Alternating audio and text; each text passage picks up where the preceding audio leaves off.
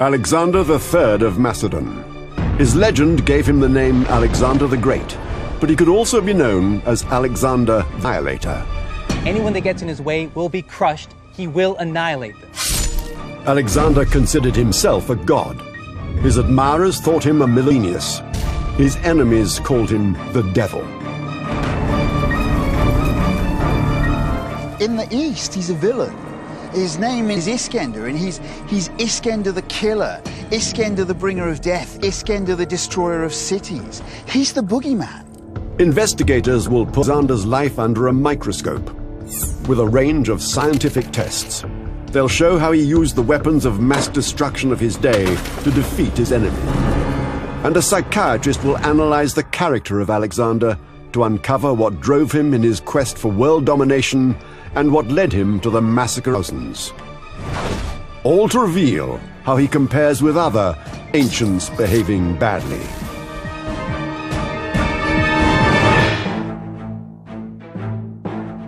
At the age of 16, Alexander won his first battle. By 20, he was king of Macedon. By 30, he had conquered the known world. Alexander the Great was clearly a tyrant in a hurry, operating outside the normal rules of morality. But what motivated him to do so is less than clear. I'll be looking to see whether Alexander's a military genius, whether he was pathologically self-obsessed, or merely a psychopathic killer. Psychiatrist Mallet will examine key aspects of Alexander's character and position him on a unique behaving badly psychograph to reveal how he compares the tyrants from history, from Caligula and Genghis Khan to Napoleon. There's no shortage of horror stories. He not only destroyed cities and slaughtered soldiers, he also massacred innocent women and children. If you were on the wrong side of Alexander, it would be one of the damaging experiences you ever had. He led his army on a forced march across a desert, and 25,000 died. He killed his close friend in a drunken rage. He crucified 2,000 men who dared to stand him. And he may have assisted in the murder of his own father. It's a devastating charge sheet, but the historical record is clouded. Ancient sources present different Alexanders: charismatic general, living god, maniac, psychotic killer. Almost all the records are based on a text called The Deeds of Alexander, written during his life by his personal historian. This first-hand account has now been lost. But it was available to ancient historians who used a source, and each put their own slant on Alexander's character. Plutarch presents Alexander as a charismatic leader bringing civilization to the barbarians. Curtius presents a darker tale of a young, idealistic conqueror that becomes a delusional dictator. The point is, it's difficult to understand who Alexander was because they're writing 400 years after the fact. The hunt for the real Alexander begins in his childhood. He was born in 350 CC in the city of Pella in Macedon, straddling parts of what is now Greece, Macedonia, and Bulgaria. His father, King Philip II of Macedon, was a great warrior, but had a serious drinking problem. He was often absent on military campaigns, behind his 7 wives and many children. There was even a rumor that Alexander was illegitimate. Alexander followed his father's career path as a formidable warrior. Under his father's command, Alexander's first military success occurred when he was only 16. His mother, Olympias, was hot-tempered, impulsive, and prepared to do whatever it took to ensure that the next king of Macedon was her boy, Alexander. He's definitely a mama's boy. Up until the day of his death, Alexander is writing corresponding with his mother. And it's true that Alexander was very to his father. They're both kings, they're both great military leaders, but it's his mother he was closest to. For psychiatrist David Mallet, it's obvious. Much of Alexander's bad behavior lies with his parents. Alexander is going to look up to his father as a military hero. Nevertheless, Alexander's father is absent. However, Alexander's mother is on the scene. Alexander's mother is to him, "You're special, you're meant to do great things." Real-life drama convulsed the royal family when, inside the theatre at Vergina, King Philip was assassinated by one of his own bodyguards, Pausanias.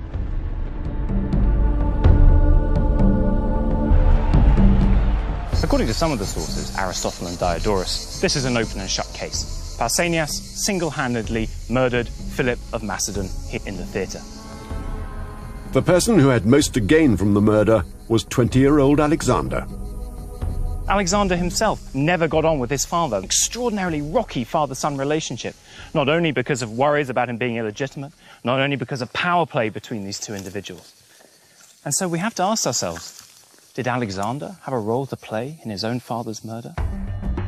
The story goes that Olympias was worried that one of Alexander's half-brothers and his cousin were being groomed for the throne instead of him. Olympias and Alexander had good reason to wish Philip ill. And it was not long after that Philip was assassinated. The one person who knew the truth about who was really behind Philip's assassination was the murderer himself, Pausanias. But he was killed by Alexander's henchmen before he could talk. The subsequent behavior of both Alexander and his mother arouses. Hardly the grieving widow, she honored her husband's killer by placing a crown on Pausanias' corpse. Alexander did the opposite. Though he hated his father, he played the grief-stricken young man by stacking gold inside his father's tomb. More gold than any Macedonian king before him. It seemed mother and son were playing all the angles. The opulence of this tomb, magnificence, I think, may also be part of a case to think that Alexander had more than just a hand in his father's murder. Alexander was trying to cover up his own guilt and the suspicion that he might have been involved in his father's death. But Alexander was not convinced that he was in line for the throne. Soon murder was again in the air, his half-brother dead, and Olympias, Alexander's mother, took care of Philip's last bride and their male child. Alexander had the throne of Macedon all to himself. Almost immediately, the 20-year-old untried king was put to the test. The city of Thebes rebelled against Alexander and Macedonian rule. They considered Macedon an inferior nation of northern barbarians. Alexander marched on the city, which was protected by walls up to 8 feet thick. No one had ever broken through these massive defenses. Greek sieges in the 4th century BC essentially consisted of armies throwing stones at each other in increasingly more sophisticated launching platforms. Thebes had catapults, shooting stone balls. But Alexander upped the game by using a relatively new invention, the ballista, a kind of bunker-busting siege engine replicated here by ancient weapons experts. You have arms in the configuration or shape of a crossbow, except that instead of one flexion spring, you have 2 stiff arms that do not bend, and they're suspended in a cord bundle, which pre-tensioned, and then it's twisted. And that stores a lot of energy. They set the tension and angle to fire a projectile at the van 300 away, the minimum distance that would put Alexander's army out of range of Thebes' catapults.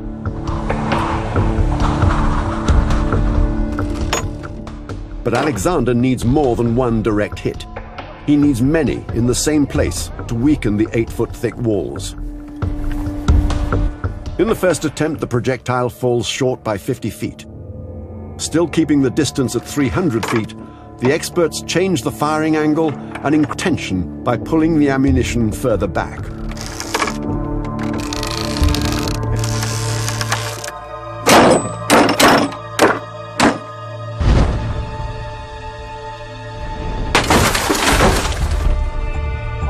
A direct hit.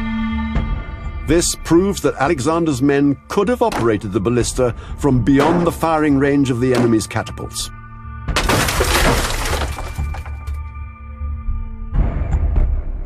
Got some good shots off. We got a couple of solid hits in here. I think this was certainly our best shot here really, really demonstrates the destructive power of this, in that we bent the entire side of the van.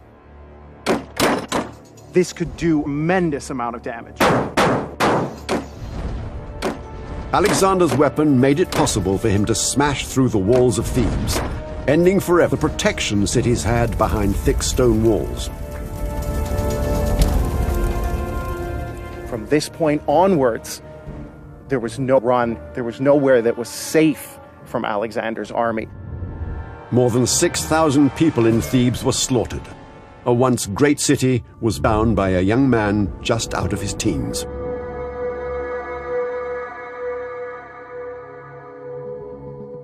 Don't be fooled by the heroic image. Behind the boyish good looks, Alexander's basically Saddam Hussein. 1 minute he's your best mate, the next minute he's cutting your head off.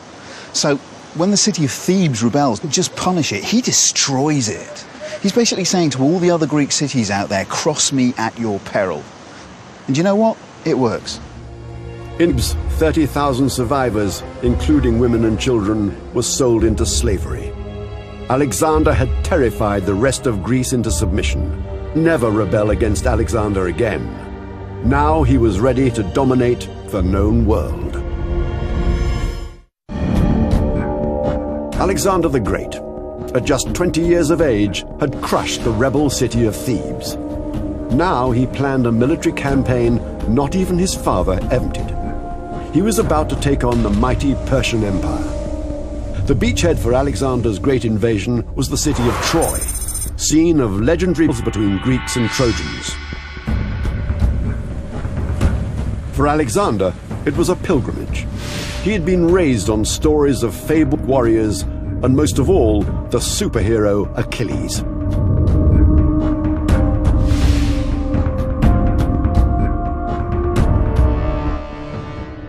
Alexander wanted to be another Achilles. This was his role model. Achilles' mother had told Achilles he had a choice in life. He could either die old and be forgotten, or die young and be remembered forever. Alexander, as he came here to Troy, had made his... Alexander had good reason to feel close to Achilles and believed he too was supernaturally gifted. It was all his mother's doing. Alexander's very ambitious mother enables him to feel special, tells him that he's going to do great things. In fact, she may have told him that he was descended from the gods. This is reinforced by his tutors, who give him the nickname Achilles, the greatest Greek warrior of all. Now that he'd paid his dues to his hero, Alexander headed for Persia, long-standing enemy of the ancient Greeks. Here, on the banks of the river Granicus, he confronted the forces of King Darius III. With Philip out of the way, Alexander inherits the conquest of Persia. And he justifies this as a punishment for the Persians desecrated temples during the Persian War. It's a crusade, if you like, a war of vengeance against an ancient act of terror perpetrated more than a century ago. And of course, just an excuse. But Alexander storms into Turkey and encounters a Persian army sent to stop him here on the banks of the river Granicus.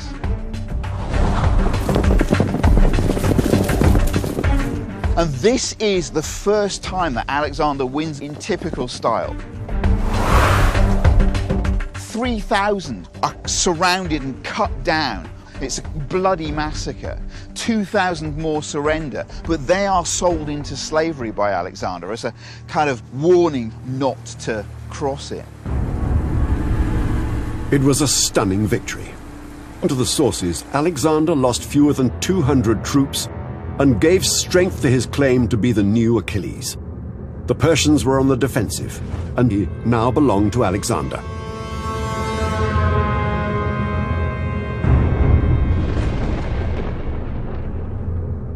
He secured Turkey. He doesn't do the obvious strategic thing. He doesn't race east to secure the ports of the eastern Mediterranean before the Persians can reinforce them. Instead, diverts north to this place called Gordium. That just seems really bizarre, unless you know the legend of the Gordian knot.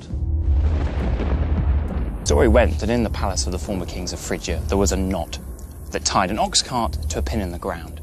And this knot was impenetrable. For centuries, no one had been able to undo it. And the story went that the person who could would be Lord of all of Asia. Alexander couldn't resist the temptation to try his hand at this, the test.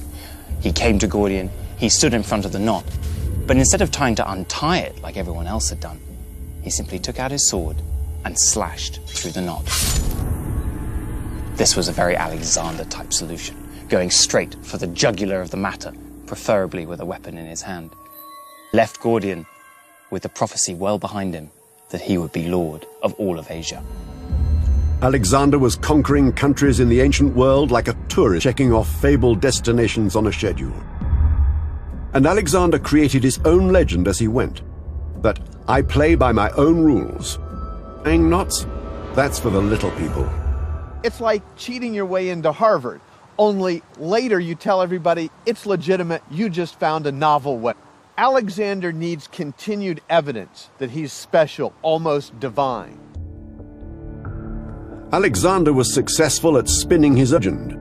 The image of him as a handsome hero, built like a god, has survived to this day. Alexander continues to believe he's special. Whenever anybody resists him, he takes it as a personal affront.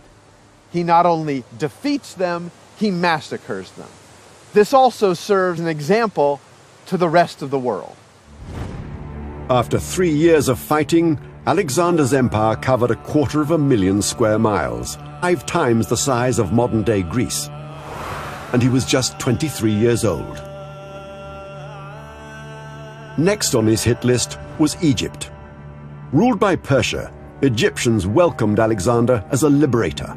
Freed from Persian control, they crowned him pharaoh. For Alexander, Egypt held a special attraction. He took a select group of men on a mysterious quest to a distant desert oasis.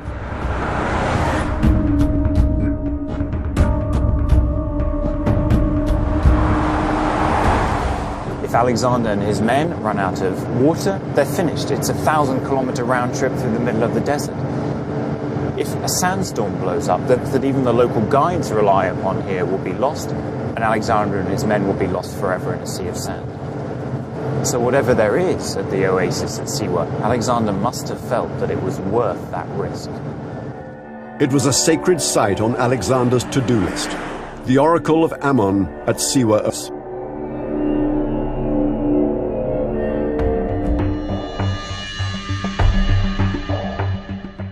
As for any desert traveler, it must have been a most uplifting and magical moment for Alexander to have the endless yellow sands of the desert replaced by the blue water and the green of the palm trees of the oasis.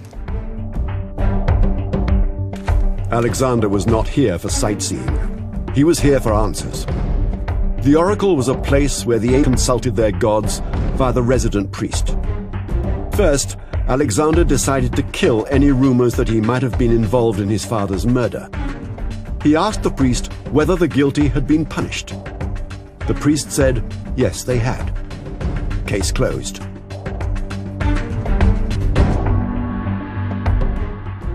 If we think back to Alexander's own possible involvement in his father's murder, and the need to constantly rid him of that accusation in the public eye, then his journey all the way here to Siwa to ask about this question starts to make a lot more sense.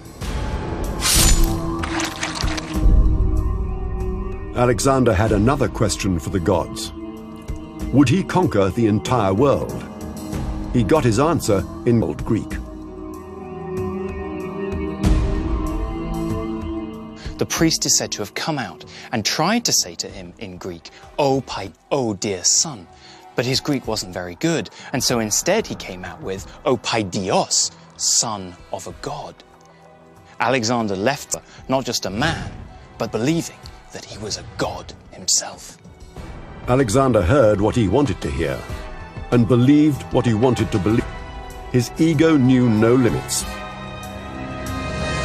The incident in the temple must have been music to his ears. It fed his narcissism, that grandiose sense of self-importance. Alexander has a need to be special and unique. He's already done great things, but he wants to amplify the view of being unique to the world around him. Now Alexander was convinced he was a god. The oracle had just said as much. It was time to try out his new powers on the old enemy. In the same year as Alexander had gone to the oracle at Siwa, he comes to face once again with the Persian king Darius in battle at a place called Gaugamela. The word was that King Darius had gathered an army 250,000 men, 5 times as many as Alexander had. But Alexander is not fazed. He relishes the opportunity to do battle with his enemy, kingship of Asia, and to settle the question once and for all. In October 331 BC, showdown between Alexander and the Persians occurred at Gaugamela, today's northern Iraq. The story goes that although outnumbered 5 to 1, Alexander maneuvered his small force with uncanny skill. And he personally led his crack cavalry to pole through the enemy lines at the critical moment. In addition to a keen mind for military tactics, Alexander succeeded by combining his cavalry skill with infantry armed with a simple piece of weaponry. His Macedonian infantry were armed with the sarissa, a razor-sharp spear 18 feet long. His men faced the enemy using a phalanx formation.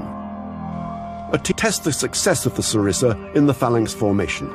In such a grouping, the long spears, carried by every man, even the men 4 rows back, become effective. This has a distinct advantage over the style of fighting one rank at a time. Now, this is actually quite a fair contest. The only one who would be engaging them would be the front man, whereas they've got whole rows of guys with their spears near me. All my buddies have got spears like this. But it passed each one at a time. But you can see I'm against, it's like a hedgehog, really.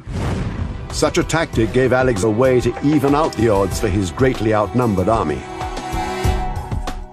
The experts also want to test a controversial theory that the tight formation sarisses could deflect arrow fire. Hay bales representing the Macedonian soldiers are arranged behind the protection of a list of sarissas. But will it actually work? It does seem that the arrows are being deflected. You hear that rattle when it hits a sarissa. Only a close inspection will tell for sure.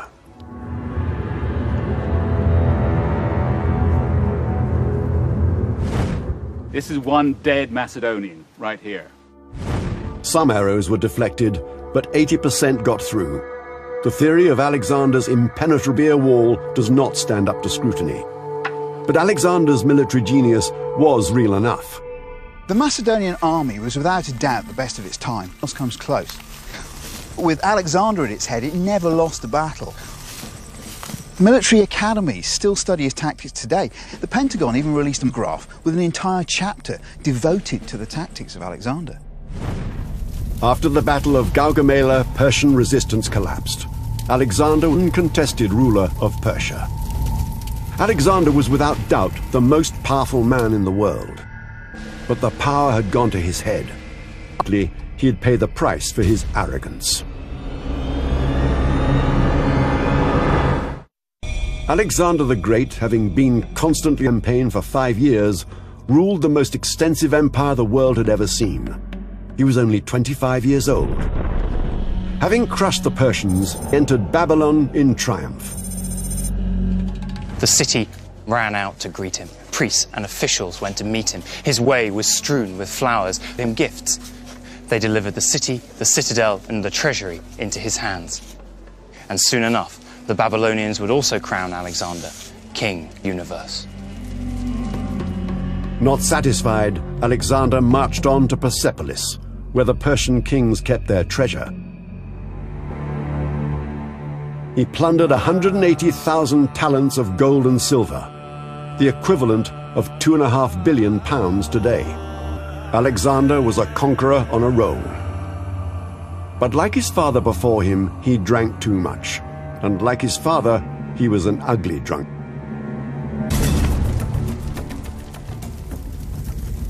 During one of Alexander's nighttime binges in Persepolis, one of the Greeks shouted, "Let's burn down the palace of Darius." Alexander, in his state of drunken euphoria, agrees, and that night, the Greek soldiers burn the palace of Persepolis. Alexander himself threw the first torch, and then watched as one of the most beautiful things of the ancient world went up in smoke. Alexander had to give his men something to celebrate their victory, and all this was a campaign of vengeance against the Persians. But in the cold light of day, as the ashes settled on Persepolis, perhaps Alexander started to regret the euphoric decision.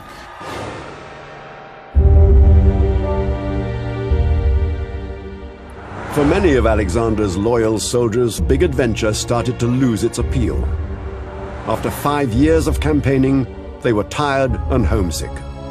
They were strangers in a strange land, surrounded by foreign customs. Even worse, Alexander began to adopt some of these alien customs, and his men like it.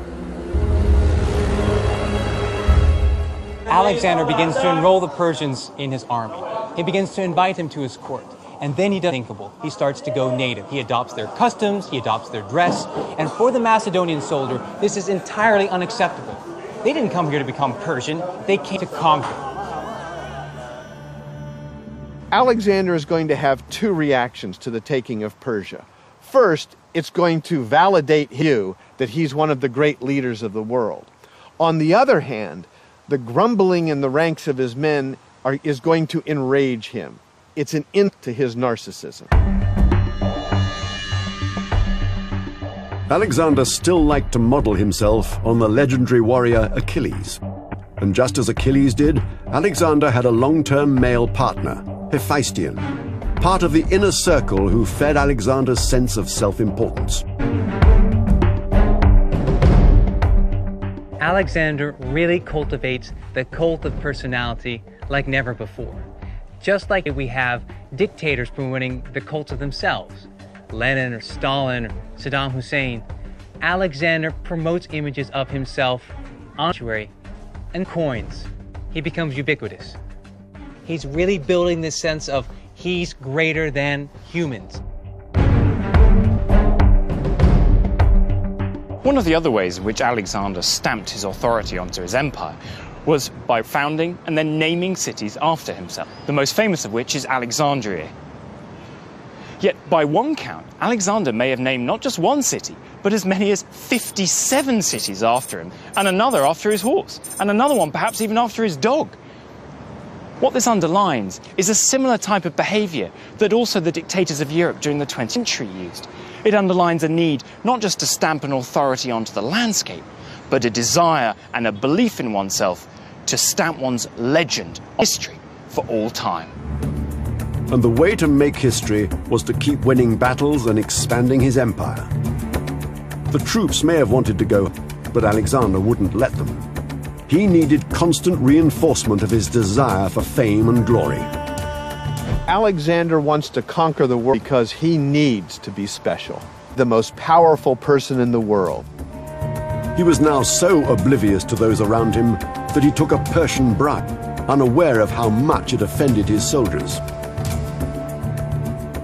Now, marrying a foreign bride, a Persian princess, is great politics for the Persians. It outrages the troops. He is ruining his reputation with the Macedonians. To make matters worse, Alexander ordered his men, whenever in his presence, to perform proskinesis, the act of prostrating oneself in obedience. To the Greeks, it was an honor reserved only for the gods. If Alexander knew about the discontent, he showed no sign of caring. Soon, an assassination plot was in the wind. Philotas and his father Parmenio were accused of trying to assassinate Alexander. It was a serious charge, but the reason Alexander took it so seriously was that not long before, Philotas had bragged to Alexander that all his success in military campaigns was not due to his own genius, but to that of Parmenio, his general, Philotas' father. It was this insult to Alex's ability and success that made Alexander perhaps take the conspiracy theory so seriously. Alexander decided to dispose of this little problem quickly. He didn't wait for a trial to be conducted. He sent assassins to have Philotas and Parmenio murdered.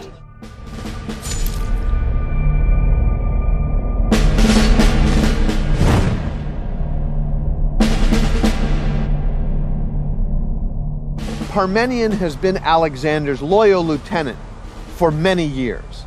Alexander's ability to cold murder him shows Alexander's underlying psychopathic behavior. But it was just the beginning. Other assassins were lurkings. Just 2 years later, the same thing happened. A friend of Alexander overstepped the mark, was accused of trying to kill Alexander, and instead found himself dead. Alexander grew increasingly more paranoid. The Great One starting to lose it.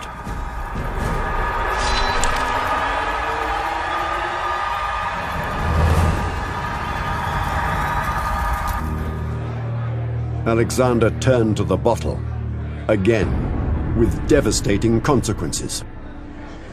In yet another drinking bout with Hannions, Alexander turns the conversation to his father, Philip. Alexander laments the fact that Philip never recognized him for his achievements. Clitus, one of Alexander's generals, steps in and complains, "You have disowned your father. You say that you are the son of a god." Philip, anyways, is a better general than you ever would be. Enraged, Alexander steps up, grabs a spear, and runs through Clitus, killing him instantly. According to the sources, Alexander was filled with remorse. He attempted to kill himself with a spear and had to be restrained. Clitus was one of Alexander's oldest friends. Contemplating suicide and withdrawing to his tent for 3 days could have just been a clever dramatization, something to satisfy the troops. But this seems to be something that's felt. There's regret. This is a time of passion and exasperation brought about by intoxication. Now the assassination plots came thick and fast. Alexander's world was unraveling, and his grip on power was slipping through his hands.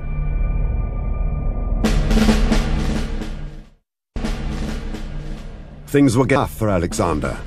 Tensions continued to rise in his army, and his relentless progress eastward slowed to a crawl. By the time Alexander reached the Bay of India, his empire was 9,000 miles across. He resorted to massacring whole town garrisons, reneging on promises that they would survive if they surrendered.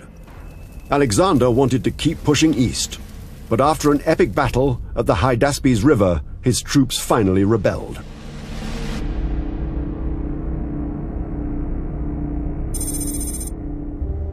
Alexander's men are tired of being away from their homes and families for 8 years. They are also increasingly fed up with Alexander's dictatorial style of leadership, so much like that of the Persian king, which he had replaced. And on that note, they had come into Asia to avenge the Persian king's wrongs that he had done to Macedon. They had now done that. So what were they still doing here, except for adding to Alexander's own empire and getting nothing for themselves in return?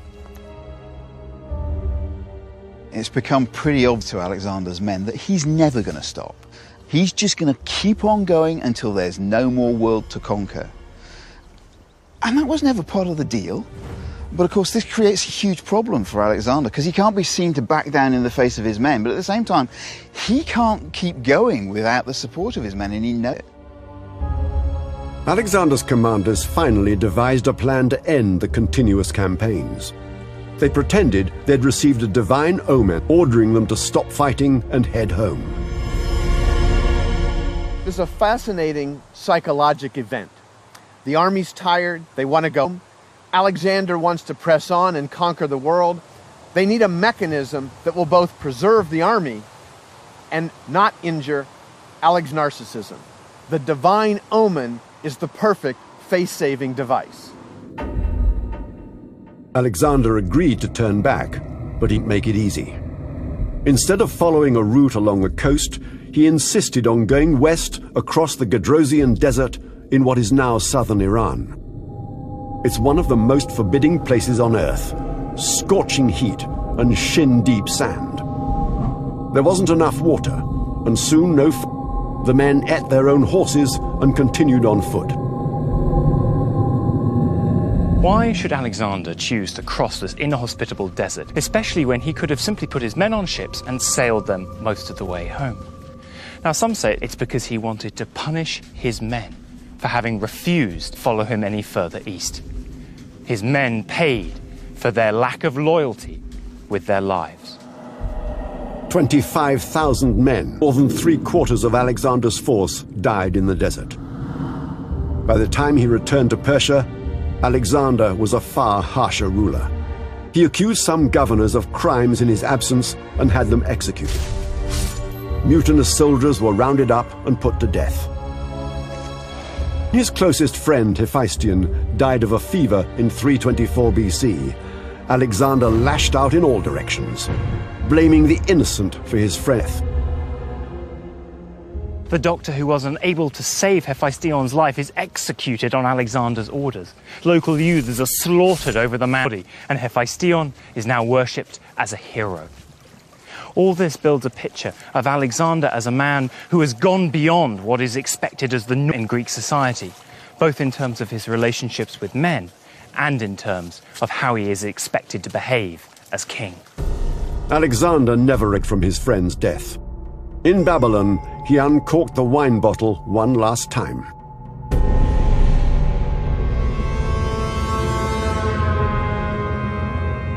After yet another night of binge drinking, Alexander complains of severe stomach pains. He's then hit with a fever that was for 12 days. It was only 8 months since Alexander's closest friend had died with almost identical symptoms. According to historian Arrian, Alexander slowly lost the use of his legs and was confined to bed. He then lost the use of his arms and the ability to speak, symptoms which point to what doctors call ascending paralysis. Just a few days before his 33rd birthday, in 323 BC, greatest conqueror the world had ever known died.